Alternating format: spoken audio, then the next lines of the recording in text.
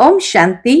आज 4 जनवरी 2024 के बाबा के अनमोल मधुर महावाक्य सुनेंगे। आज की बाबा की मुरली है याद पर।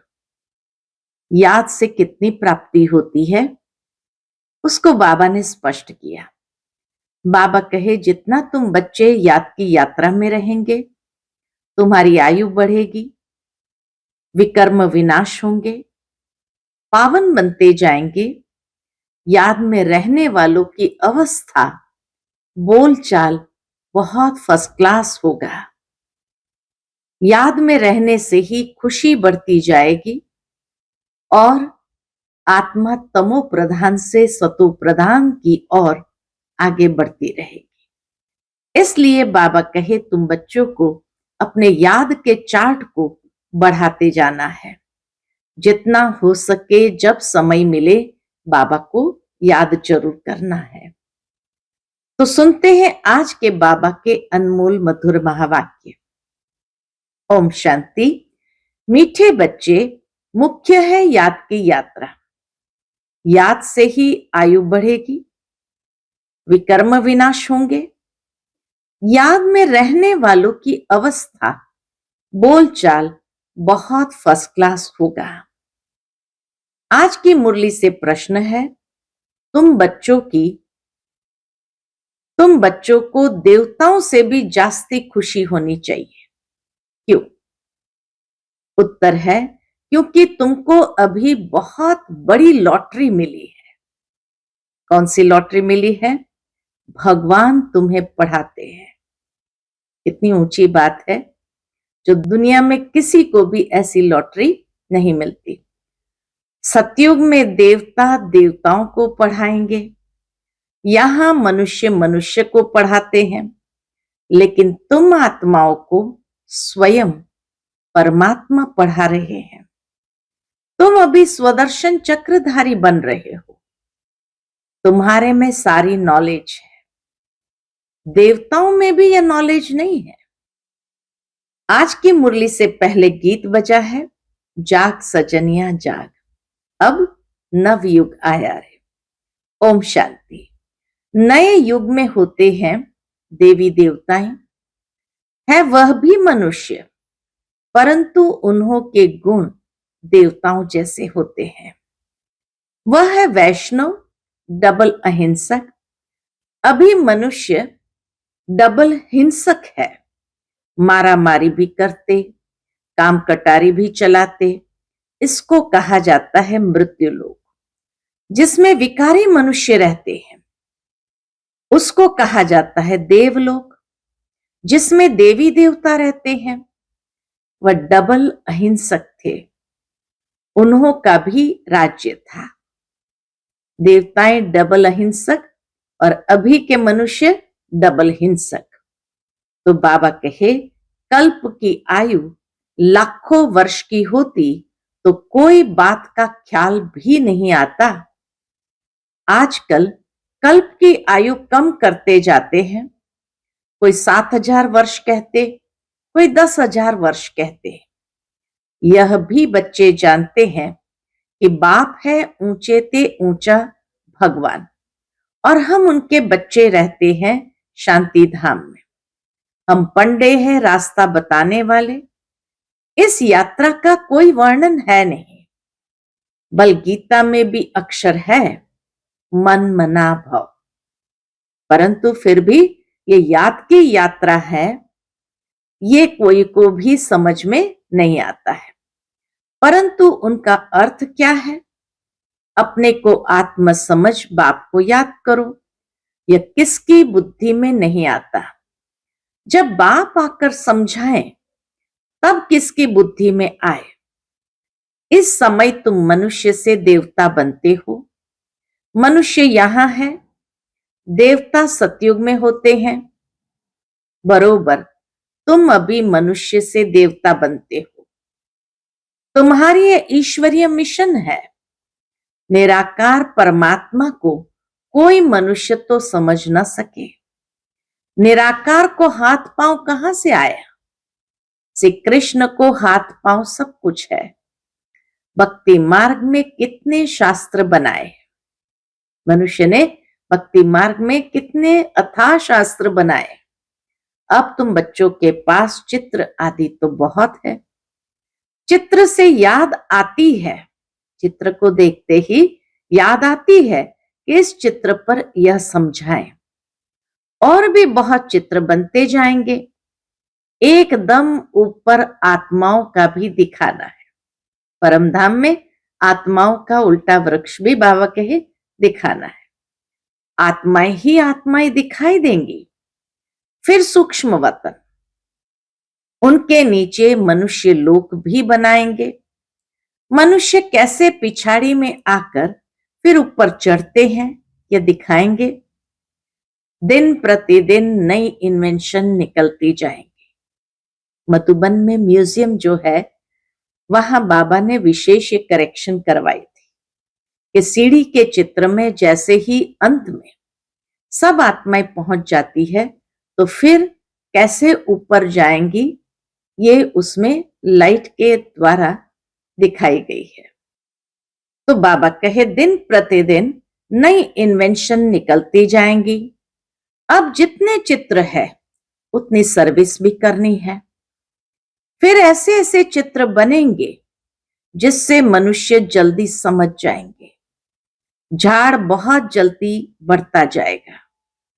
कल्प पहले जिसने जो पद पाया होगा, जो रिजल्ट निकली होगी वही निकलेगी। ऐसे नहीं कि पिछाड़ी में आने वाले माला के दाने नहीं बन सकते हैं, वह भी बनेंगे। 108 की माला में हर प्रकार का सैंपल बाबा जरूर रखेगा, ताकि कोई भी अपने लिए ये बहाना न दे सके मेरे सामने यह था इसीलिए मैं बन नहीं सका। तो लास्ट में आने वाली आत्मा भी फास्ट जाएगी। फर्स्ट नंबर में अर्थात 108 की माला में बड़े से बड़ा बिजनेसमैन होगा वह भी जाएगा, तो बड़े से बड़ा साइंटिस्ट होगा वह भी जाएगा। तो बाबा कहे वह भी बनेंगे। नौधा भक्ति वाले रात दिन भक्ति में लगे रहते हैं, तब उनको साक्षात्कार होता है। यहां भी ऐसे निकलेंगे, रात दिन मेहनत कर पतित से पावन बनेंगे। चांस सबको है, ऐसे नहीं पिछाड़ी में कोई रह जाए। ड्रामा ही ऐसा बना हुआ है जो कोई रह नहीं सकता। सब तरफ पैगाम देना है, अंत तक सबको बाबा का परिचय जरूर मिलेगा। शास्त्र में है एक रह गया तो उल्हना दिया। यह चित्र अखबार आदि में भी पढ़ेंगे, तुमको भी निमंत्रण मिलते रहेंगे। सबको मालूम पड़ेगा कि बाप आया हुआ है। जब पूरा निश्चय होगा तब दौड़ेंगे, तब बाबा के पास आएंगे। नामाचार निकलता ही रहेगा। नवयुग सतयुग को ही कहा जाता है। नवयुग अखबार भी निकलती है। कहते हैं न्यू दिल्ली, परंतु न्यू दिल्ली में यह पुराना किला है, किचड़ा आदि हो न सके। बाबा कहे न्यू दिल्ली में ये पुराना किला किचड़ा आदि हो न सके। अभी तो हर चीज टेढ़ी बाकी हो गई है। सतयुग में सब तत्व भी ऑर्डर में रहते हैं। यहाँ तो 5 तत्व भी तमो प्रधान है। वहां सब सतो प्रधान होते हैं, तो हर एक तत्व से सुख मिलता है। दुख का नाम भी नहीं, उसका नाम है स्वर्ग। ये सब बातें अब तुम समझते हो कि बरोबर अभी हम तमो प्रधान बन गए हैं।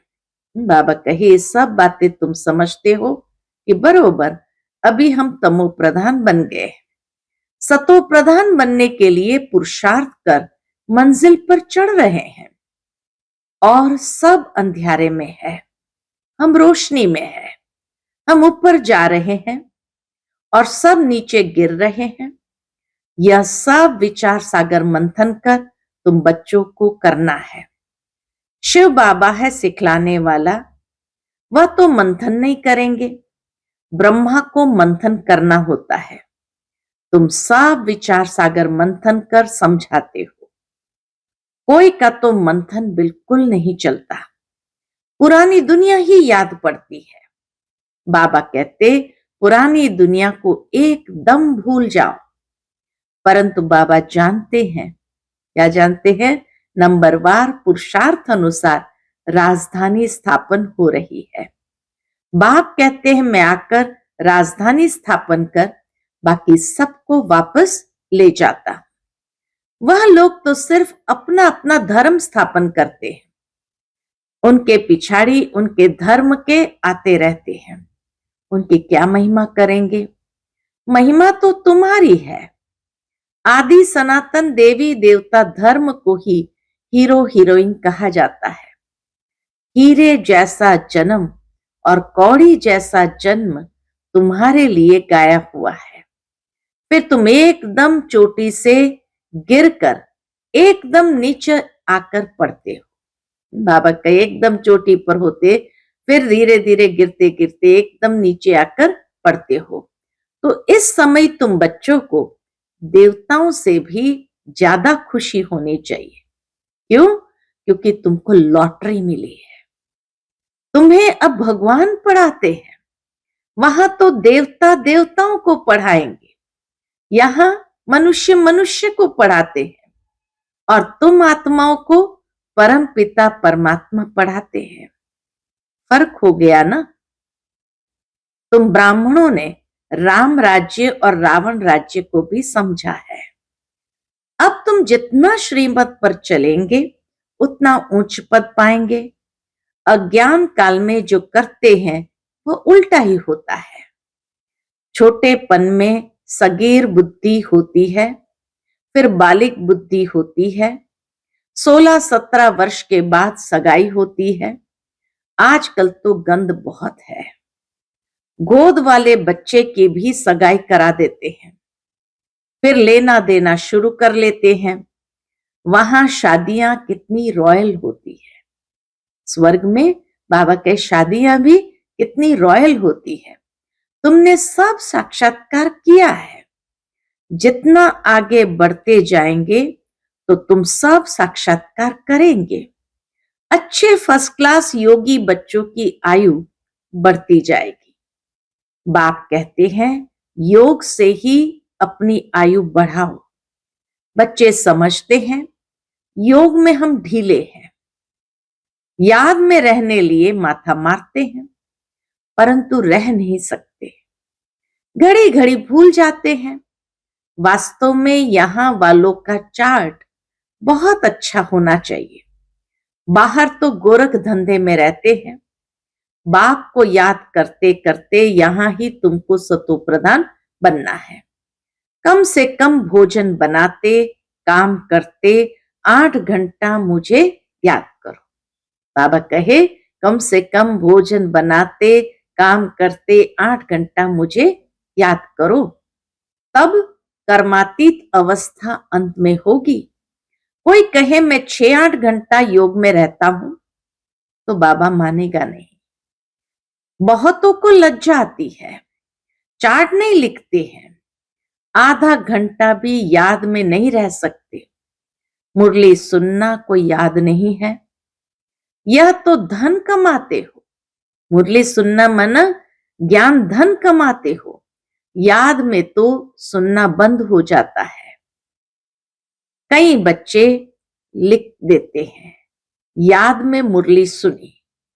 बाबा कहे वास्तव में मुरली सुनते समय याद नहीं रहती, लेकिन फिर भी कई बच्चे लिख देते हैं याद में मुरली सुनी, परंतु यह याद थोड़ी है। बाबा खुद कहते हैं मैं घड़ी घड़ी भूल जाता हूं, याद में भोजन करने बैठता हूं। बाबा आप तो अभोक्ता हो। ये कैसे कहूं बाबा, आप भी खाते हो हम भी खाते हैं। कोई कोई बात में कहेंगे कि बाबा भी साथ है। मुख्य है याद की यात्रा। ब्रह्मा बाबा भी अपना अनुभव सुनाते, कैसे मैं भी पुरुषार्थ करता हूं याद की यात्रा में रहने का।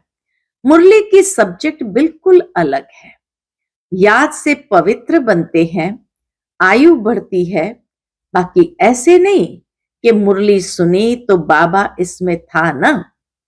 मुरली सुनने से विकर्म विनाश नहीं होंगे, मेहनत है। बाबा जानते हैं बहुत बच्चे बिल्कुल याद नहीं कर सकते हैं।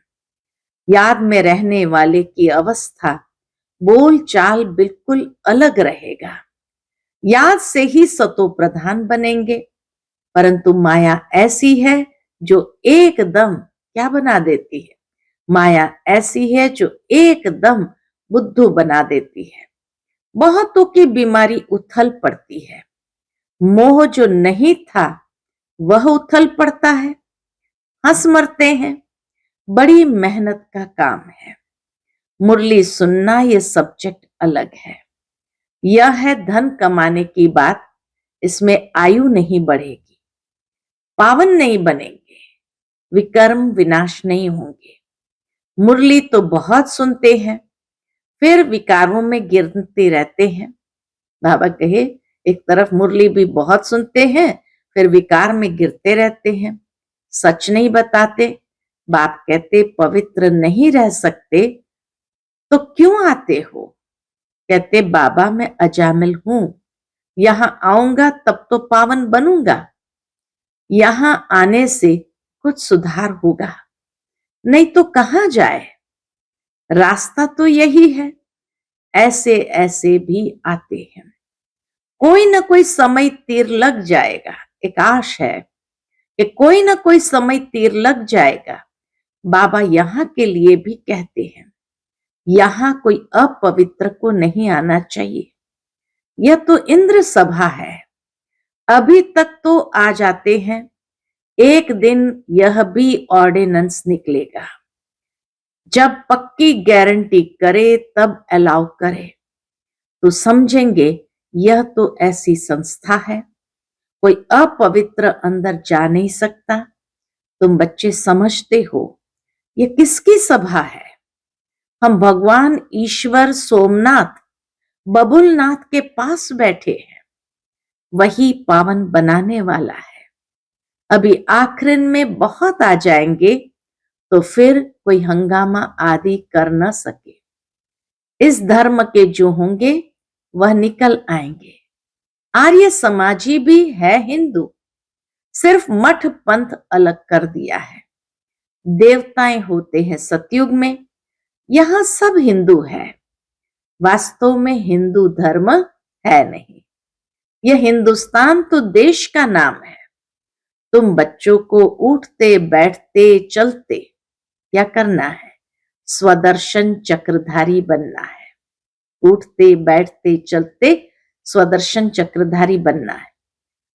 स्टूडेंट को पढ़ाई की याद रहनी चाहिए ना, सारा चक्र बुद्धि में है। देवताओं और तुम्हारे में थोड़ा फर्क रहा है। पक्के स्वदर्शन चक्रधारी बन जाएंगे तो फिर विष्णु के कुल के बन जाएंगे। तुम समझते हो हम यह बन रहे हैं। वह देवताएं फाइनल है, तुम फाइनल तब होंगे जब कर्मातीत अवस्था हो। शिव बाबा तुमको स्वदर्शन चक्रधारी बनाते हैं, उनमें नॉलेज है ना, वह है तुमको बनाने वाला। तुम हो बनने वाले, ब्राह्मण बन फिर देवता बनेंगे। अब यह अलंकार तुमको कैसे दे? जो विष्णु को है वह तुमको कैसे दे? अब तुम पुरुषार्थी हो, फिर तुम विष्णु के कुल के बनते हो। सतयुग वैष्णव कुल है ना, तो ऐसा बनना है। तुमको तो मीठा बनना है। ऐसा वैसा अक्षर बोलने से न बोलना अच्छा है। एक दृष्टांत है, दो लड़ते थे। सन्यासी ने कहा मुख में मुलहरा डाल दो, कभी निकालना नहीं। रिस्पॉन्ड मिल न सके। 5 विकारों को जीतना कोई मासी का घर नहीं है। कोई तो अपना अनुभव भी बताते हैं। हमारे में बहुत क्रोध था, अब बहुत कम हो गया है। बहुत मीठा बनना है। कल तुम इन देवताओं के गुण गाते थे, आज तुम समझते हो हम यह बन रहे हैं। नंबरवार ही बनेंगे। जो सर्विस करेंगे उनका नाम जरूर बाबा लेंगे। रास्ता बताना चाहिए। हम भी पहले कुछ नहीं जानते थे, अब कितनी नॉलेज मिली है। जो अच्छी रीति धारण नहीं करते तो उनकी रिपोर्ट आती है, बाबा इनमें तो बहुत क्रोध है। बाबा जानते हैं ये रूहानी सर्विस नहीं कर सकते, तो फिर स्थूल सर्विस बाबा की याद में रहकर सर्विस करे तो अहो भाग्य। एक दो को याद दिलाते रहो, याद से बहुत बल मिलेगा। याद करने वाले को फिर चार्ट रखना है। चार्ट से मालूम पड़ जाता है हर एक को बाबा सावधान करते रहते हैं। विश्व में शांति बहुत मांगते हैं, जरूर कभी विश्व में शांति थी। सतयुग में अशांति की कोई बात ही नहीं। स्वीट बाप, स्वीट बच्चे सारे विश्व को स्वीट बनाते हैं। स्वीट बाप, स्वीट बच्चे सारे विश्व को स्वीट बनाते हैं। अब स्वीट कहाँ है? मौत ही मौत लगा पड़ा है। यह खेल अनेक बार होता है और होता ही रहता है। एंड हो नहीं सकती, चक्र फिरता रहता है। बाबा का इस चक्र की एंड हो नहीं सकती है, ये फिरता ही रहता है। अच्छा, मीठे मीठे सिकिलते बच्चों प्रति माता पिता बाप दादा का याद प्यार और गुड मॉर्निंग। रूहानी बाप की रूहानी बच्चों को नमस्ते। हम सभी रूहानी बच्चों की रूहानी माता पिता बाप दादा को याद प्यार, गुड मॉर्निंग और नमस्ते। नमस्ते, शुक्रिया बाबा, शुक्रिया। आज की मुरली से धारणा के लिए मुख्य सार है।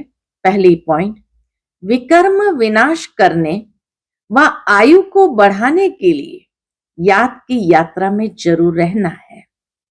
याद से ही पावन बनेंगे, इसलिए कम से कम 8 घंटा याद का चार्ट बनाना है।